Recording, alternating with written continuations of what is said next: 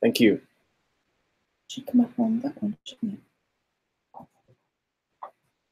Okay. Sorry. So, hello. With a little help from Manuel, who's yes. who came to help us, we have now managed to broadcast live, I hope. Yes, I can see myself on my computer. So just to explain, we are going to be looking in all directions because we have Mary with her tablet, who's looking at questions on the step.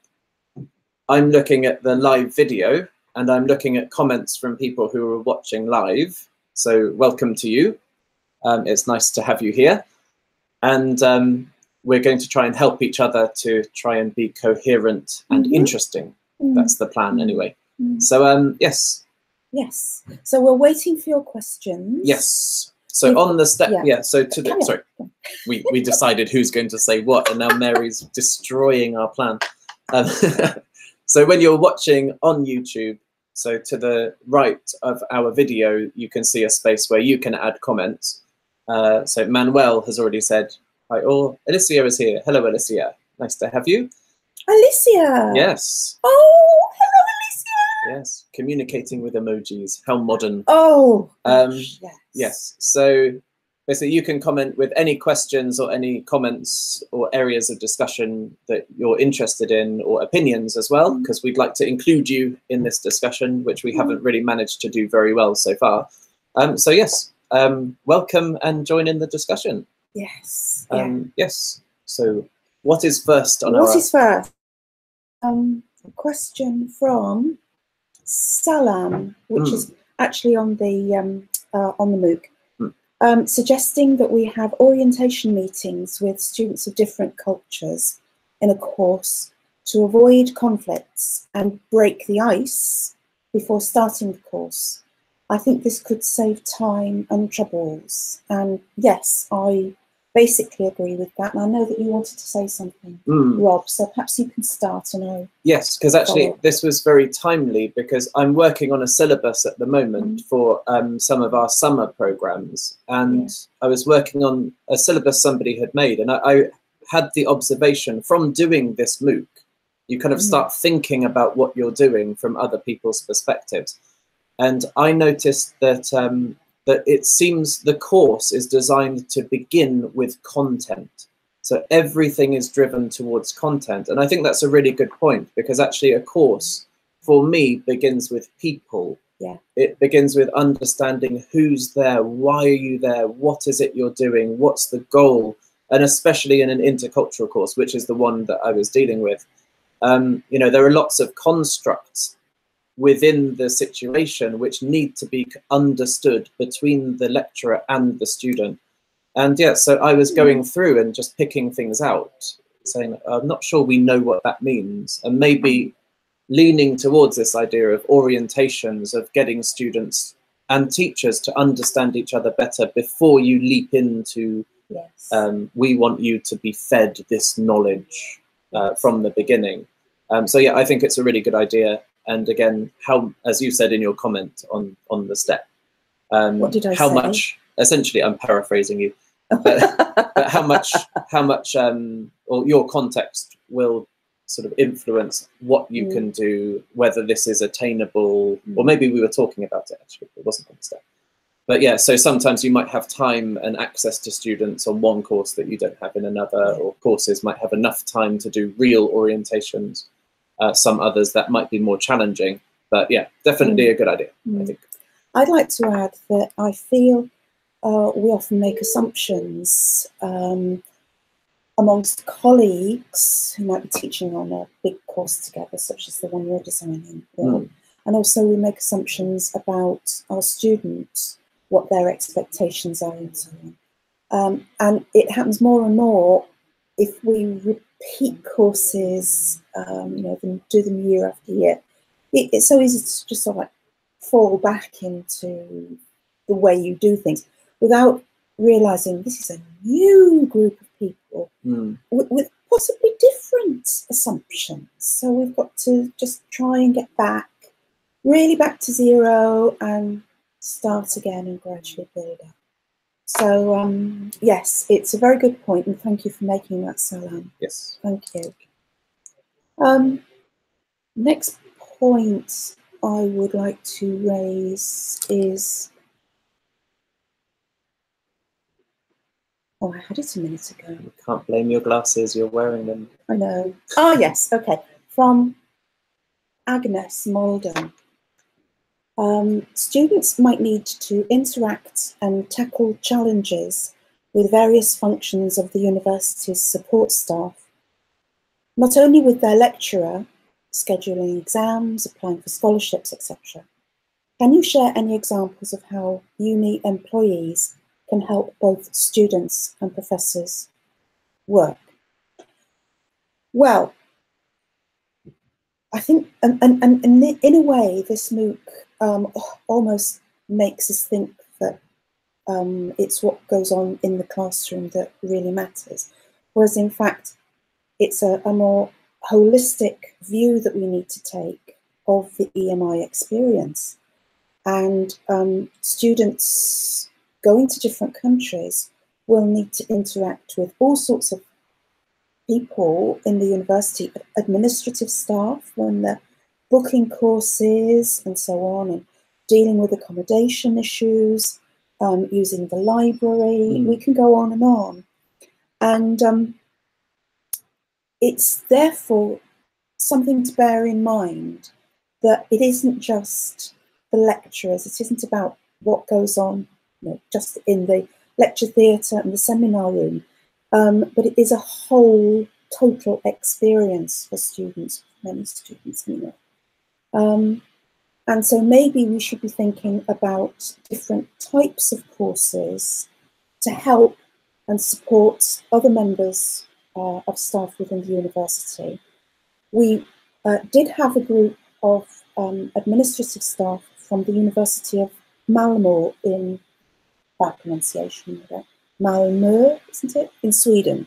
Anyway, a couple of years ago, they were administrative staff, and we worked on the language that they would need in different scenarios, so sending emails to students, replying to those emails, discussing changing courses, booking accommodation, all sorts of things.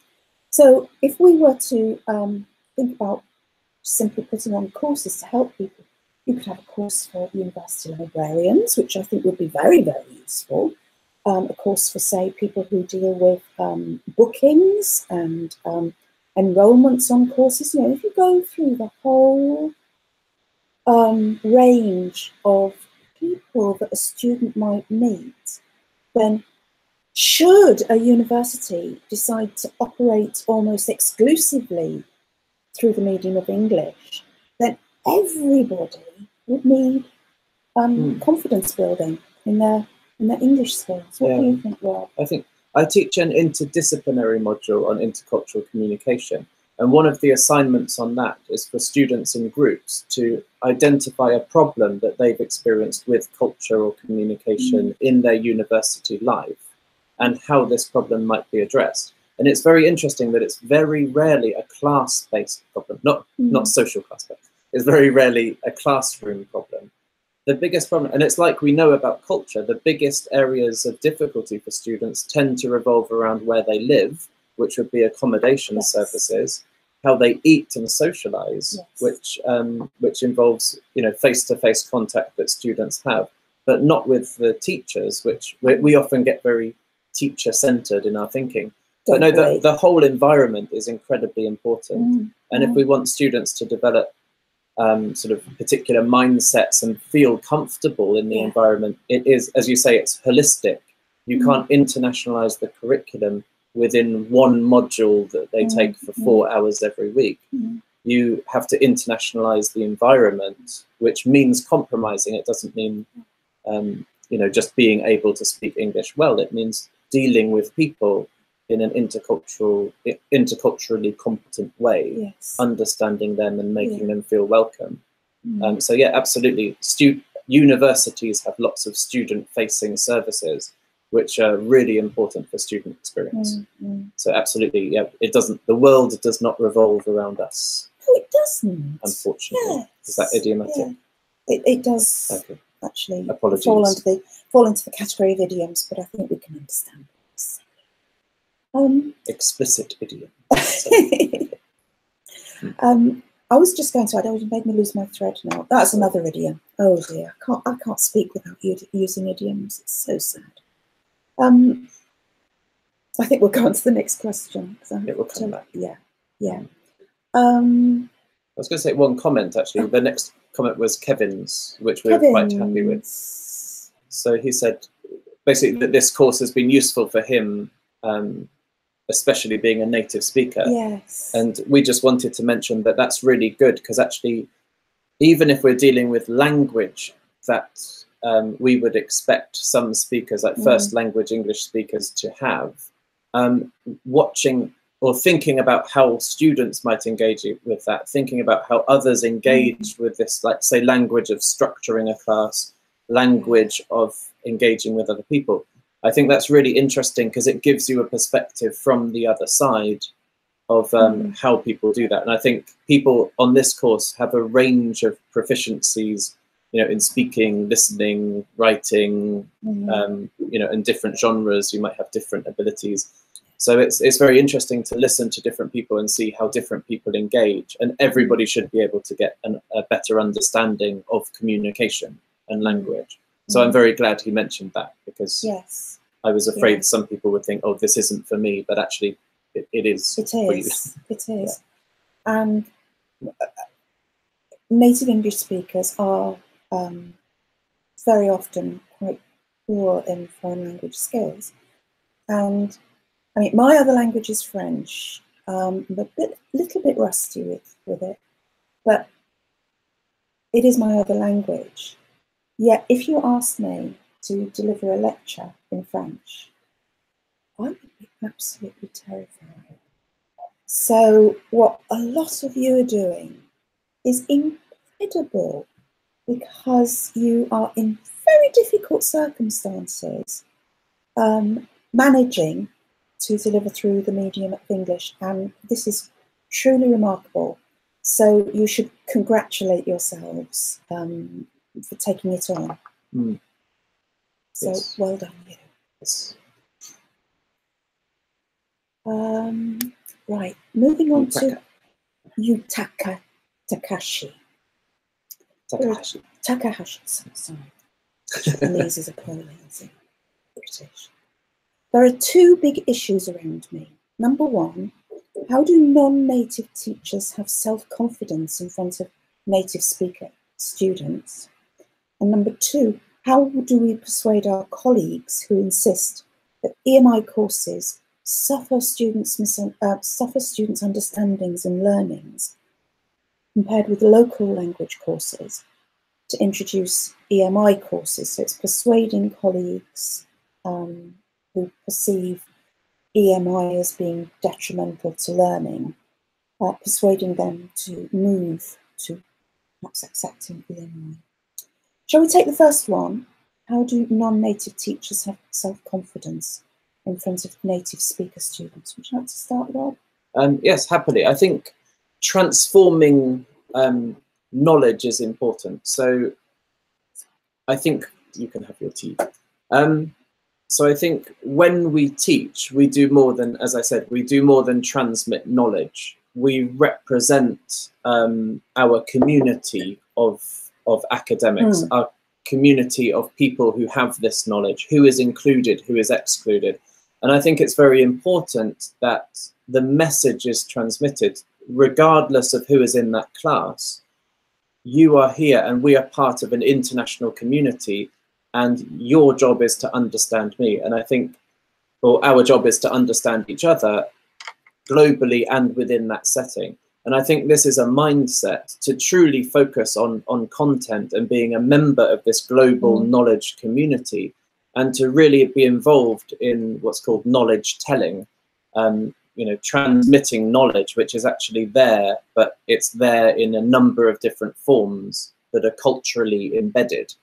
So actually, to be a part of this process, people in that room, regardless of their language background or what level of proficiency an examination has given them, they have to be on your side. You are there for a reason. You know, if I stand in front of a room, to be a confident teacher, I have to think I am here because I have a background in this subject, and hopefully I know more about it than you do as students.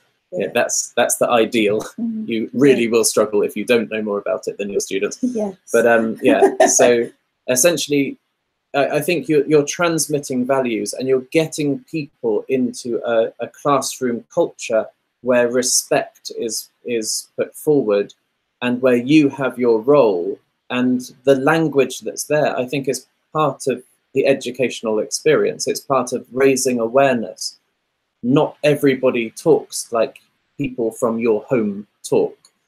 Not English is not the commodity that it's sold as by international schools. You know, this is to be an elite academic. You do not have to talk like that man in the suit who happens to be, say, British or American, white and incredibly good looking with shiny teeth.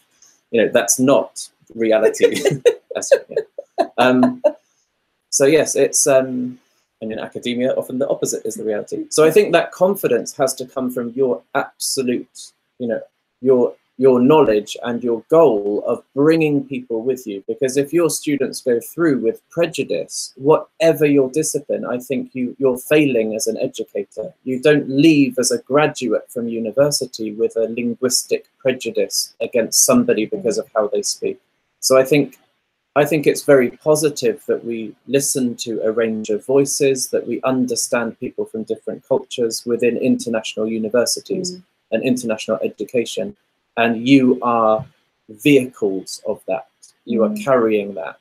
And for me, that's very important. And if you understand that and you transmit it to the students, that's how you can be confident, because that when they go into the world, they will have to deal with that. And if they say, I don't like how you talk with your accent, they're not going to get very far.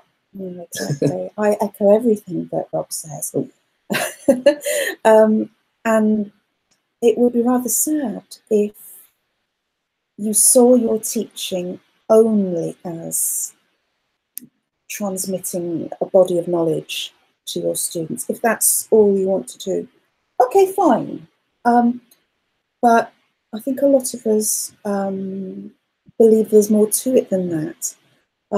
Have certain ideals that Rob has referred to, and see a point in internationalizing the curriculum, and students and academics moving around and studying in different parts of the world. There's a point to that which is more than just knowledge. And you are experts in your field. You've got training, presumably, in pedagogic strategies, or at least you are aware of having to change your pedagogy in different circumstances. So you're a reflective practitioner, and you will think and adapt to make things successful for your students. It's just the fact that, you know, you think, oh, I'm not a native speaker, and it really doesn't matter. It really doesn't matter at all. You are a model for your students. If you think of yourselves as a role model, you know, that they would want to be like you, to have the confidence to deliver in a foreign language, then you are being so useful to them in their development and their appreciation of intercultural communication. Yeah, and as part of that role model, just to kind of add to what you're saying, I think especially as we haven't had any questions from these people watching, but that was a strong suggestion that they could perhaps post a question. But I was going to add to that, you know, we wouldn't, or a large part of what we've been talking about on the course is not grouping students by one variable. You know, you can create huge divides and huge problems in the classroom by treating them differently. If you're feeling a lack of confidence, or if your students are feeling there's a problem with you because of one variable, which is your language background, we have to discourage that, because that's negative thinking. Again, whether positive or negative, I would discourage it when people say, oh, they like my accent, or they're really glad that a British person is teaching them. I'll discourage that as an attitude and say, well, actually, this other module you're doing, I'd be useless because I don't know anything about it. Yes. Just kind of say, actually, that's an embedded attitude that's going to disadvantage you in the long run. Because just encourage people to be more open-minded. Maybe I don't directly criticize them to their faces, but subtly. So question 2. Okay, question 2, which is basically persuading other colleagues in your context that students will not be losing out in any way by having the knowledge conveyed through the medium of English. Well, we've sort of answered that in a way, haven't we, by what we've just said. But if you can explain to colleagues that they're getting experience in English, which, let's face it, is the lingua franca of the world. We didn't choose it, it just happened. It's sort of by default, it's the language that people need for all sorts of different aspects of their life. Yeah. Default and colonization, and we won't mention that. No, we won't go into that. Okay. No, it just happens to be English, and who knows, in the future it could be a different language. But at the moment, this is the situation. So by giving your students that opportunity to not only learn from you, the expert, but also practice and develop their English language skills and work in intercultural, international groups, if you're fortunate enough to have some international students in your lectures and so on. But this is a wonderful advantage for their futures. It's really setting them up for their careers after the university course is finished. And yes, I would add perhaps I think there are a couple of areas that you have to think about in response to that, because often what I've found is when I've looked at EMI or new EMI courses that exist in, say, that East Asia and Southeast Asia was where I looked at, you tend to get the idea that actually part of the content is the English, even if it's not teaching English like CLIL. Part of the purpose, part of the challenge is that you do it in English. Yeah. So I'm thinking particularly MBAs and business qualifications. I also looked at language teacher qualifications. And there you get an idea where people might, even research does show quite often that learning through English, for example, if you've got, say, a Spanish class, everybody speaks Spanish as a first language. Would their knowledge be harmed if they did it in English? The answer is yes, probably it would. But there is a reason why they're doing it in English, and that's part of the content. That's part of the experience. It's part of the learning goal. So it's not just knowing the knowledge, it's knowing it in English. And often it's about engaging internationally with others, which is where the lingua franca element comes in, because people are doing it for a reason.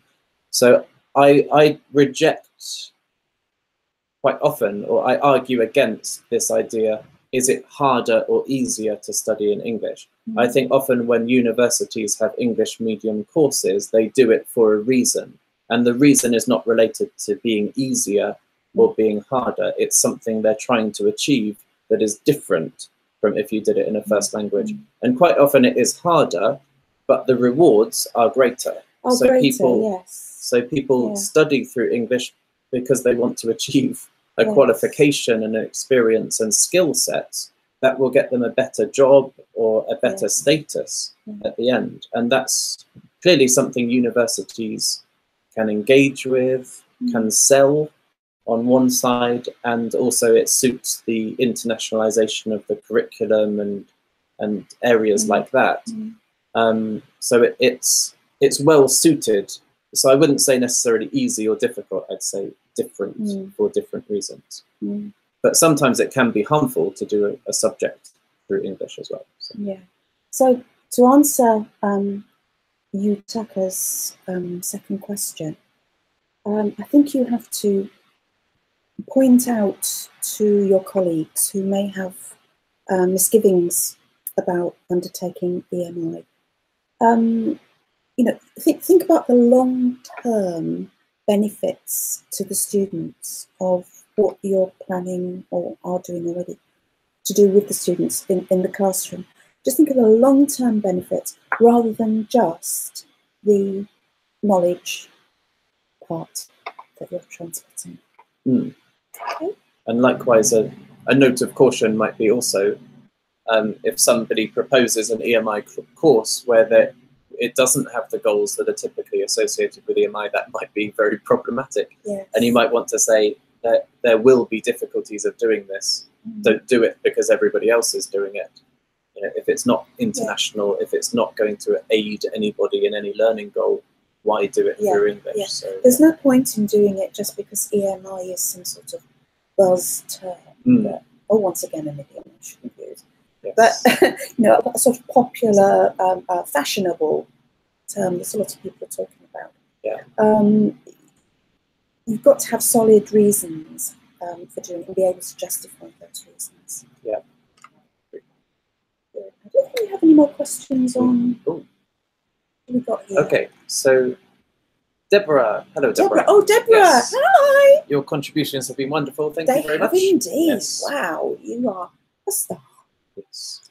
And Deborah says, I'd like to hear more about stereotypes and cultural differences, please. Oh, that's a big one, isn't it? Yes. Yeah, and we're all guilty of stereotypes. We all are. You know, we make jokes and references, you know, very, very quickly about somebody from a certain country. I don't think we can help it. But for us in the international classroom, then we've got to really guard against it and be aware of the traps that we could be falling into.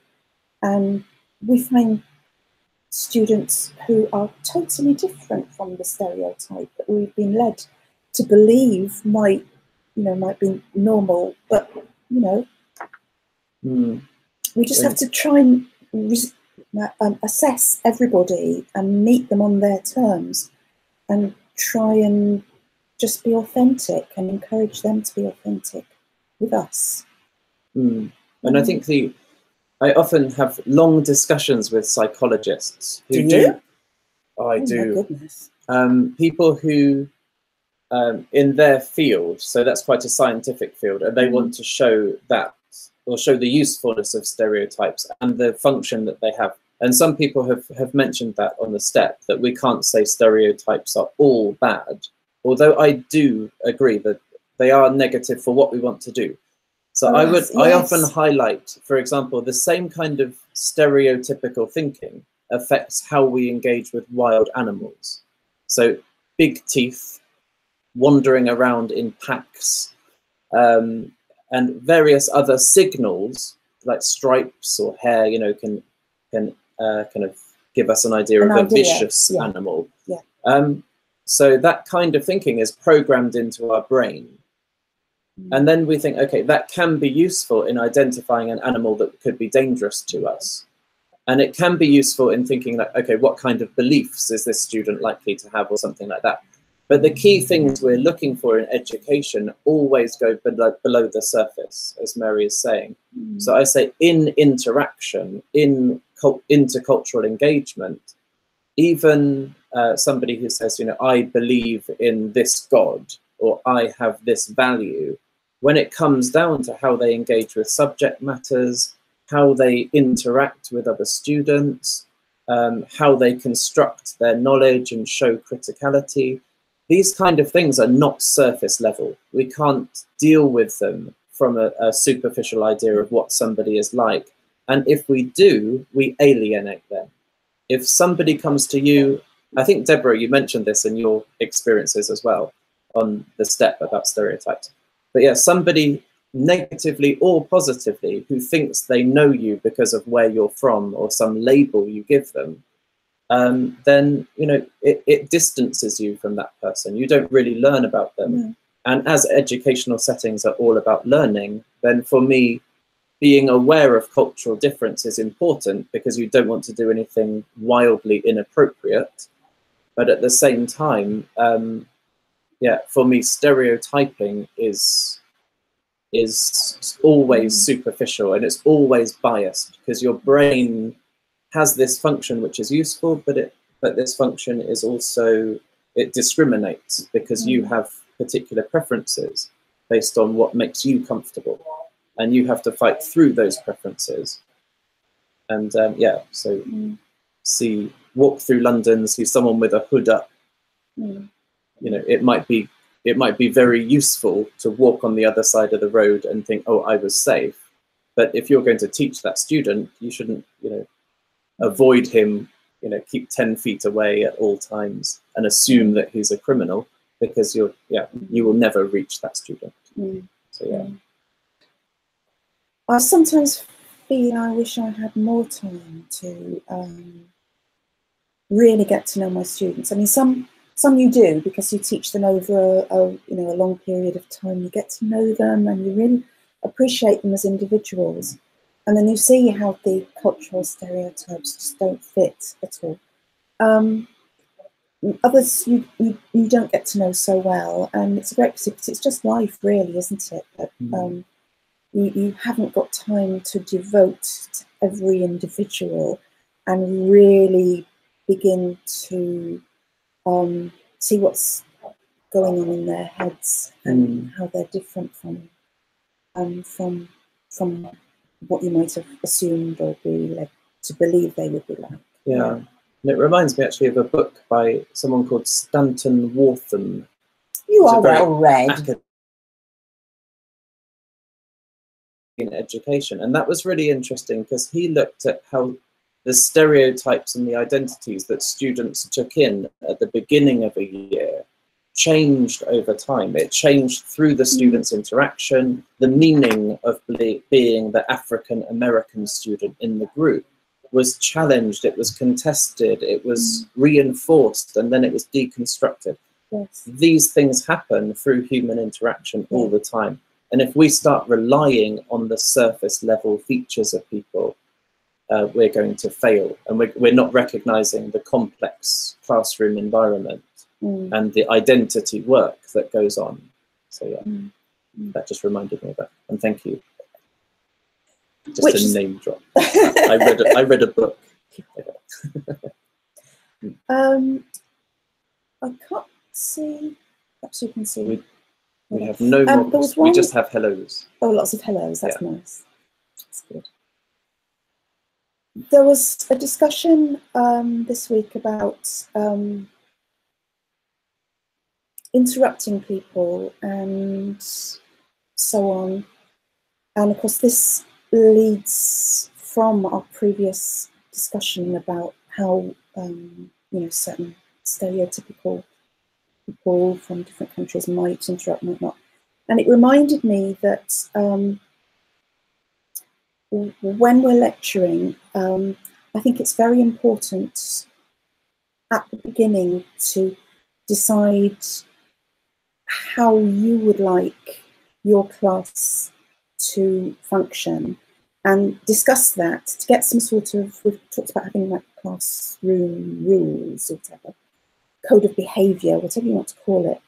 It's nice to make it clear at the beginning whether or not it's okay from your point of view if students interrupt you to ask a question, or whether you prefer questions to be kept until the end. And I think it's really nice if you state that or make it clear or agree with the students how you're going to manage the classroom.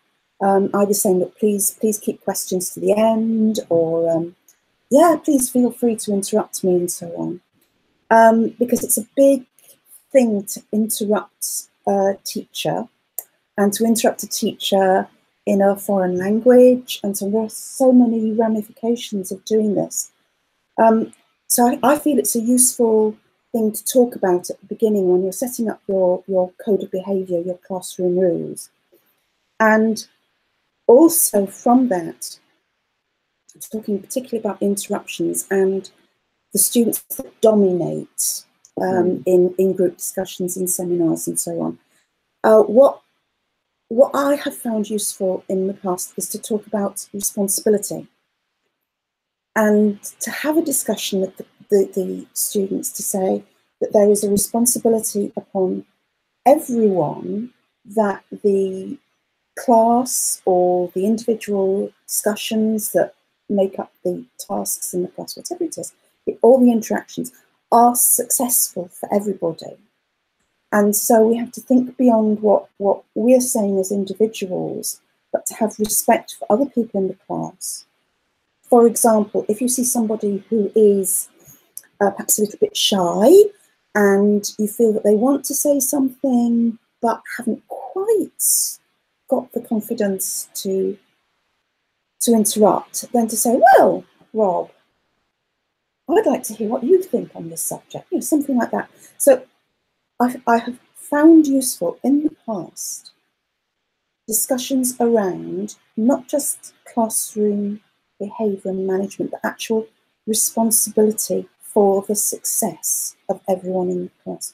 And I just wanted to add that. I wished I'd actually put it into the MOOC. I think I thought about it at one point. But I wanted to say that now because that's something that I've really benefited from myself in my teaching. I don't know if you have conversations like that, but this idea of taking responsibility for everyone's success. Yeah, and again, my module is very easy because it's about intercultural communication, but we do have some elements of kind of reflection potentially on how group work has worked in the module. Yes. And then when we have online discussions, although we were on strike this year, so that didn't happen quite as much as it should have done. But another element of university life. But yeah, so students then on the online discussion will bring their experiences of how they experience the seminar, how they experience the group work presentations, how they experience parts of the assignments that they're writing. And then that gives different narratives to perhaps the same activity or different narratives to the same behaviors. And people learn from each other. So I think that idea of responsibility is really important because confident people don't always know how to deal with people who lack confidence. First language speakers don't always know how to deal with people who need more thinking time. And likewise, it's the other way around. You know, people sometimes assume first language students dominate because that's their personality. Yes. But quite often it's actually that it's something cultural like silence is not valued. Yes. So we try and fill in silence as much as possible, or just it takes less time and they talk more and there's not such space for people to talk. So, and I know that with my wife as an experience where you have to give people time to talk. Otherwise you talk and talk and talk and then get an explosion. I think we have to end with an explosion. Yes, you are revealing an awful lot about yourself. Sorry, is that too sharing? I apologise. No, but I think it's indicative of the fact that Rob and I are trying to, not model, that's the wrong word, but I think you know what I'm trying to say. We are trying to be authentic ourselves with you, despite the distance, that we are very much as we are in real life, and we're not putting on any kind of act for you for this MOOC, because this is the way we are with our students, that we try and demonstrate authenticity and try and meet people in an honest fashion, because it's through that we can facilitate the intercultural communication through English. Am I making any sense whatsoever? Yes. To me, anyway. So I think we ought to be drawing to a close now, actually, because I realise we've been talking for about 40 minutes, which is quite a long time, and I should imagine long enough. Lots of people would have switched off by now. Yes. So we have to end with, first of all, a reminder about the Facebook group, which has over 230 members now. You don't have to have followed this course to be a member of the Facebook group. So if you have colleagues who would like to join the group, please, you know, they are very, very welcome. We will be running the course again in the near future, but we don't know exactly when. Nope. A few months' time. Yeah. So look out for the dates. Now, you are graduates of our course. So that means to say that you are very, very welcome to do the course again, not to plough through all of Rob's and my recordings. But if you, it's free, if you want to enroll again and dip into the discussion forums, then you'd be very welcome, because you've got lots to give. And we would be delighted. I mean, I know people don't have time, but we would be delighted if you could envisage doing that in the future. It would be absolutely wonderful. Yes, yeah. What else do we have to say before we say goodbye? I just want to say a big thank you. And so, yeah, thank you very much for the people who joined us today. Thank you to the people who are watching, because time on the internet is asynchronous. So you can watch this into the future. I teach, it's interdisciplinary. I teach students who do computer studies. Always has these long words. Yes. Okay. So, yes, I'd just like to say thank you. Wonderful thank you, Alicia. Thank you, Deborah. It's lovely to see you here. Oh, yes. Yeah. And yeah, just thank you very much. It's been really, really fruitful. It's been wonderful. People have given really, really interesting contributions that I've applied to my own teaching and planning this year. So thank you very much. Thank you. Our wonderful Manuel is entering the room to tell us to be quiet. He wants us to stop. Okay, so a final bye-bye. Bye-bye. And see you again soon, I hope. Yes. Bye. Thank you very much. Okay, bye-bye.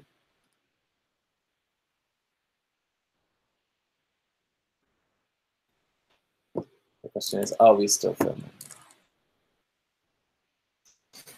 It is, Michael.